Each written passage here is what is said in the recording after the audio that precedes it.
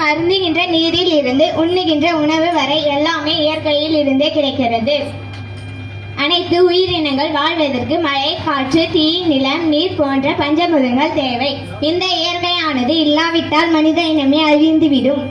இந்த பூமி பரந்த நிலப்பரப்பும் கடல்களும் காடுகளும் ஆறுகளும் நீர்வீழ்ச்சிகளும் அனைத்தும் இயற்கை வளங்களாக அமைந்துள்ளன. இயற்கையை பாதுகாப்பது ஒவ்வொரு தனி மனிதனின் கடமையாகும்.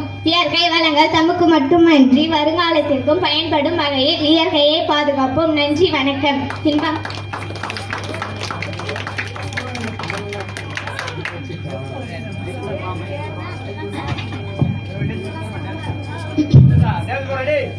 விழிப்புணர்வு நம் வாழ்க்கையை சமநிலையில் வாழ்வதற்கான திறவுகோல். மரங்கள் மனிதனின்றி வாழும், ஆனால் மனிதன் மரங்களின்றி வாழ முடியாது. மரம் வளர்ப்போம் என்ற விழிப்புணர்வு பற்றி பேச வருகிறார் ரெயின்போ ராகவி.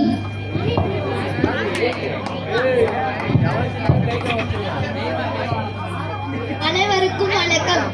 என் பெயர் ரஞ்சிதம். நான் பேச வந்துள்ள தலைப்பு மரம் வளர்க்க ஓர் விழிப்புணர்வு. பூமி தாளாட்ட, வானம் நீரோட்ட, தானாய் வளர்ந்தது மரம்.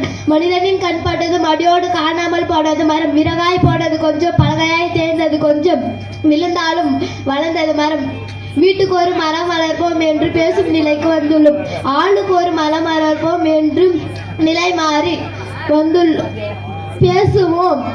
அரச மரம் ஆக்சிஜனை உற்பத்தி செய்யும். ஆலமரம், புளிய மரம் புயல் வேகத்தினை தடுக்கும். வெப்ப மரம் விஷத்தை முறிக்கும். பனை மரம் நிலத்தடி நீரை பாதுகாக்கும். தென்னை மரம் மண் அரிப்பை தடுக்கும். நன்றி.